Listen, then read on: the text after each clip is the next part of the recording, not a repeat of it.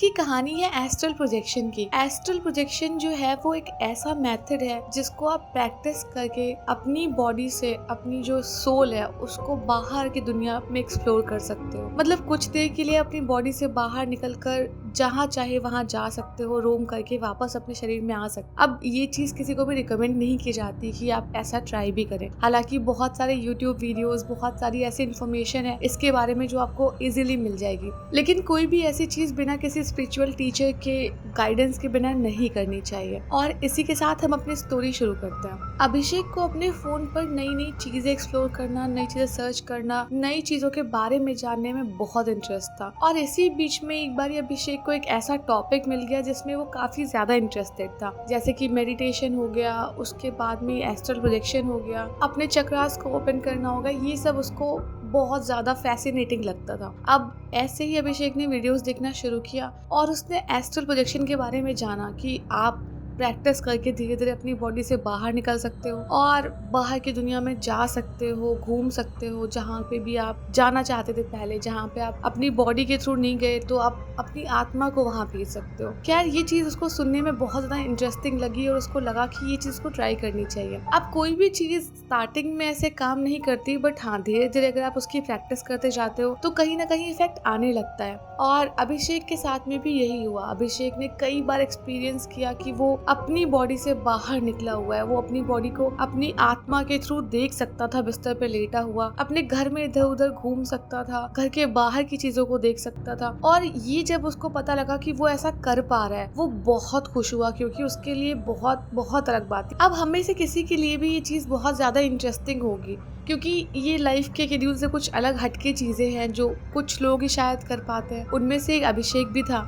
जो ये सब चीजें एक्सपीरियंस कर पा रहा था। वो अपनी बॉडी से लिटरली बाहर निकल पा रहा था। उसकी सोल उसकी बॉडी को कुछ देर के लिए छोड़ती थी और वो पूरे घर में अपने घूमती थी, लोगों को देखती थी, अपनी फैमिली को देखती थी, लेकिन उसका शरीर जो था वो अपने रूम में हुआ करता था। अब ये चीज करने में अभिषेक को बहुत मजा आने लग गया। कई बार वो अपनी सोल के थ्रू वहां पे भी जाता जहाँ वो अपने शरीर के साथ नहीं जा सकता था, जैसे कोई कुएं की गहराई हो या कोई बहुत ज्यादा ऊंची जगह हो, सब जगह वो घूमता था। अब ऐसे तो एस्ट्रल प्रोजेक्शन के बारे में जानने के लिए बहुत सारी चीजें हैं, लेकिन छोटा सा एग्जांपल, जैसे कई बार घर वाले कहते हैं ना कि कभी भूखे प्यासे नहीं सोना चाहिए, और एटलीस्ट अगर बहुत प्यास लग रही है तो पानी पी के सो, या फिर पानी को आसपास रख के सो, जिससे कि जब भी प्यास लगे फटाफट उठ के पानी पी लो। क्योंकि एक बहुत ही ऐसे फेमस टाइप की स्टोरी एक और थी कि एक बार ही किसी को बहुत ज्यादा प्यास लग गई और उसकी बॉडी से उसकी सोल कुछ देर के लिए निकली और पानी की तलाश में वो एक घड़े के पास चली गई। और वो घड़ा उस टाइम खुला हुआ था, और जैसे उस आत्मा ने पानी पीना चाहा, घड़े ने किसी को ऊपर से बंद कर दिया और वो आत्मा जिसकी भी थी उस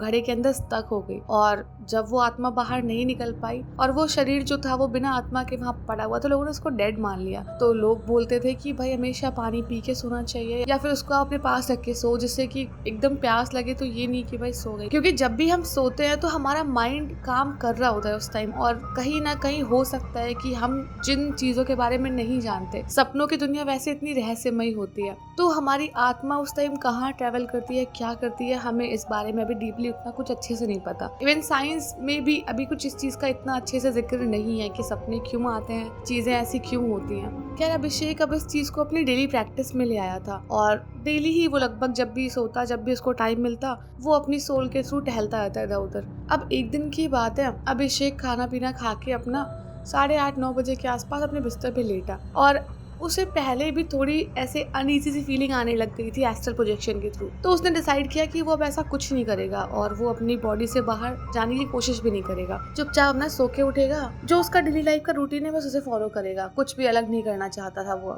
लेकिन जैसे ही अभिषेक बिस्तर पे लेटा और उसको ऐसा फील हुआ जैसे कि वो ना चाहते भी उसकी बॉडी से उसकी सोल निकलना चाहती है। जैसे उसने आंखें बंद की, उसको बहुत ज्यादा प्रेशर फील हो रहा था, जैसे कोई उसकी सोल को बाहर खींच रहा उसके शरीर से। अभिषेक ने बहुत कोशिश की अपनी आंख खोलने की और अपने आप को उठाने की, लेकिन वो उठ नहीं पा रहा था। हालांकि उस टाइम अभिषेक सोया नहीं था, वो पूरी तरह से एकदम जगा हुआ था, बस आंखें बंद थी उसकी। लेकिन अब ना वो अपने शरीर को जगा पा रहा था, ना ही अपनी सोल को अपने शरीर में रोक पा रहा था। और देखते देखते अभिषेक को ऐसा लगा जैसे उसकी सोल उसके शरीर से निकल चुकी है, और इस बार जो उसकी सोल उसकी बॉडी से निकली थी उसको सब कुछ बहुत अलग दिख रहा था।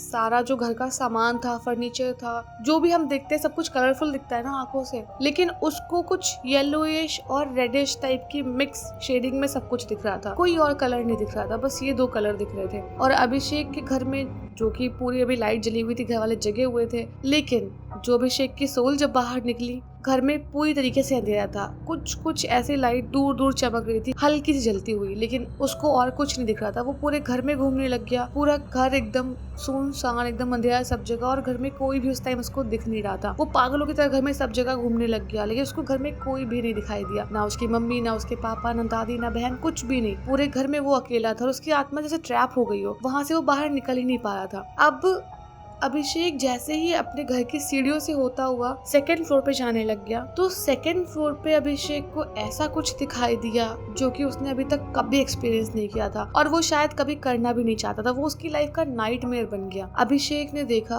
कि जो 2nd फ्लोर का जो हॉल था, वहाँ पे एक बहुत ही बड़ा सा दानव कह लो, वो वहाँ पे खड़ा हुआ है, और वो शायद अभिषेक को देख पा रहा था, क्योंकि अभिषेक भी उसको ही देख रहा था, और वो दानव जो भी था वो भी अभिषेक के साइड में ही देख रहा था। और वो दिखने में बहुत ही ज्यादा क्रीपी था। उसकी हाइट इतनी ज्यादा होगी कि अभिषेक से 4-5 गुना और ज्यादा बड़ी। उसका शरीर जो था वो अच्छा खासा एकदम हट्टा कट्टा शरीर, एकदम ब्लैक कलर का वो दिखाई दे, जैसे कोई साया, बड़ा सा मोटा सा। उसके बाद में उसका चेहरा बहुत ही भयानक, हल्के हल्के से सींग, बड़ी अजीब सी, मतलब जो भी आकृति थी वो बहुत ही अजीब सी थी, और वो इतनी डरावनी थी कि अभिषेक की जो सोल थी वो वहां से डर के मारे भागने लग गए। और जैसे ही अभिषेक की सोल भागी वहां से, वो जो भी दानव था वो उसकी सोल के पीछे पीछे भागने लग गया, और वो उसकी सोल को शायद कैच करना चाहता था या जो भी था, लेकिन वो उसके पीछे पीछे भागता हुआ उसके घर के जो नीचे, मतलब जिस फ्लोर पे अभिषेक सोया हुआ था, वहां तक आया। और अभिषेक की सोल जैसे तैसे उसकी बॉडी में वापस आई,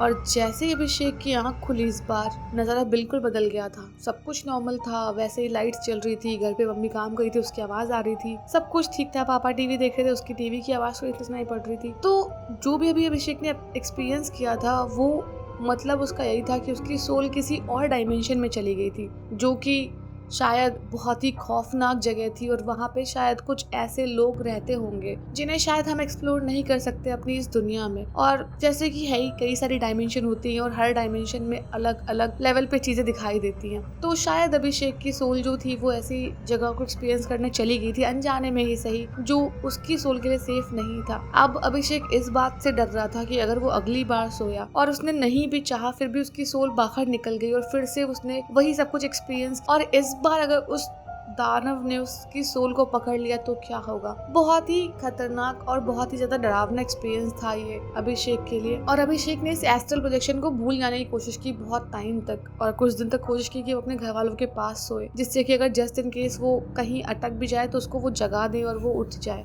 और कुछ दिनों बाद चीजें ठीक हो गई। अभिषेक ने सब कुछ करना बंद कर दिया, और उसकी सोल भी अब ऐसे कहीं भी ट्रेवल करने नहीं जाती थी। और इसी के साथ हमें इस कहानी से यही शिक्षा मिलती है कि कोई भी ऐसी चीज जो हमें बहुत इंटरेस्टिंग लगती है, लगता है कि ये आउट ऑफ द वर्ल्ड है, वो हमें कभी भी बिना किसी एक अच्छे टीचर के गाइडेंस के नहीं करनी चाहिए, क्योंकि कुछ चीजें ऐसी होती हैं जो हमें हो सकता है कि शुरुआत में नॉर्मल लगे और बहुत लगे कि कितनी अलग चीज है, बहुत इंटरेस्टिंग है, बट वो आपकी लाइफ को कब हेल बना दे पता नहीं। इसीलिए कुछ भी प्रैक्टिस कर रहे हो आप, कितना भी अच्छे से मेडिटेशन कर रहे हो, कितनी भी अच्छे से स्पिरिचुअल चीज़ों को फॉलो कर रहे हो, वो आप करते रहो, और भगवान के नाम पे चीज़ अच्छे से करो, लेकिन हाँ, अपनी सोल, अपनी बॉडी, क्योंकि एक ही है दोनों, उनके साथ खिलवाड़ मत करो। और अगर स्टोरी अच्छी लगी तो वीडियो को लाइक कर देना, और कमेंट करना स्टोरी कैसी थी, और यार सब्सक्राइब तो तुम कर दोगे यार, पता है मुझे।